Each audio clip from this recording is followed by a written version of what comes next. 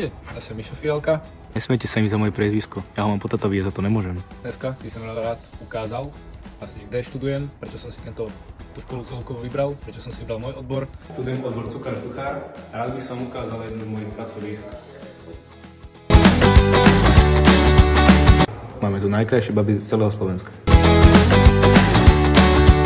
Keby máme mať reč o chalanoch, tak chalani sú chalani.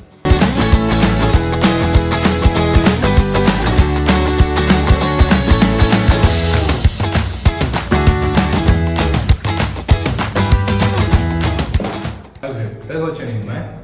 Poďme sa pozrieť na jedno z našich pracovísk. Takže, toto je Bistro Štúr. Jedno z miest, na ktorých naši žiaci do školy praxujú. Čiže tu naši žiaci pripravujú jedla na obed, večeru, pre žiakov na internáte a aj pre verejnosť.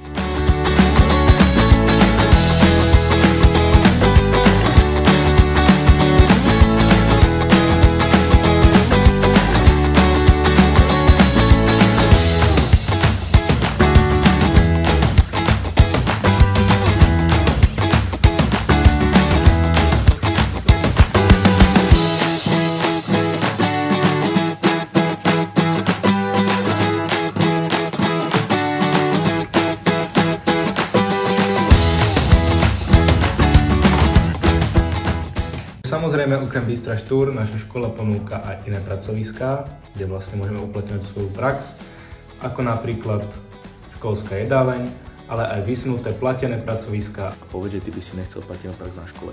Ako je napríklad reštaurácia Jednota v Senici, reštaurácia Savarín a pre ľudí, ktorých je ďaleko z Mijavy do Senice, tak aj reštaurácia Mijava. Takže čo vám tu vlastne budem ja rozprávať? Presvedčte sa sami a poďte sa pozrieť na niektoré videá z našej praxe.